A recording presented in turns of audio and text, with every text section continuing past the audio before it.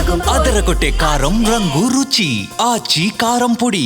బంగారం రేటు పెరగడంతో దొంగలు కూడా పెరిగిపోయారు. కాలనీల్లోనే కాదు, ఆసుపత్రుల్లో కూడా చోరీలకు పాల్పడుతున్నారు. లేటెస్ట్గా మధ్యప్రదేశ్లో జరిగిన ఈ చోరీ చూస్తే ఎవరికైనా భయమేస్తుంది. లిఫ్టుల్లో కూడా దొంగలు చొరబడుతున్నారు. భోపాల్ ఎయిమ్స్ ఆసుపత్రిలో చైన్ స్నాచింగ్ ఘటన కలకలం రేపింది. ఆసుపత్రిలో సెక్యూరిటీ లేకపోవడంతో రెచ్చిపోయారు స్నాచర్. ఆదివారం సాయంత్రం హాస్పిటల్ లిఫ్టులో ఈ ఘటన చోటు చేసుకుంది. గైనకాలజీ డిపార్ట్మెంట్లో అటెండర్గా పనిచేస్తున్న వర్ష అనే మహిళ ఒంటరిగా లిఫ్ట్లో వెళ్తుంది.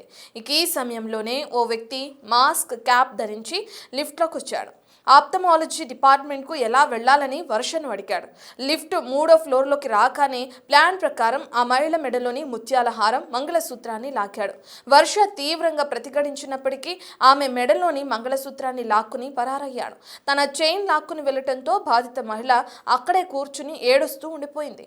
విషయం తెలుసుకున్న ఆసుపత్రి వర్గాలు చైన్ స్నాచర్ కోసం వెతికాయి. అప్పటికే హాస్పిటల్లోని ఐపీడీ గేట్ నుంచి దొంగ పరారైనట్లు గుర్తించారు అక్కడి సిబ్బంది. ఈ చైన్ స్నాచింగ్ సీన్ మొత్తం లిఫ్ట్లోని సీసీటీవీ ఫుటేజ్లో రికార్డ్ అయింది. ఆదివారం రిపబ్లిక్ డే వరుస సెలవుల కారణంగా ఆసుపత్రిలో రద్దీ తక్కువగా ఉన్నట్లు చెప్తున్నారు ఆసుపత్రి వర్గాలు. ఘటనపై పోలీసులు ఫిర్యాదు చేయగా కంప్లైంట్ తీసుకుని నిందితుడి కోసం గాలిస్తున్నారు.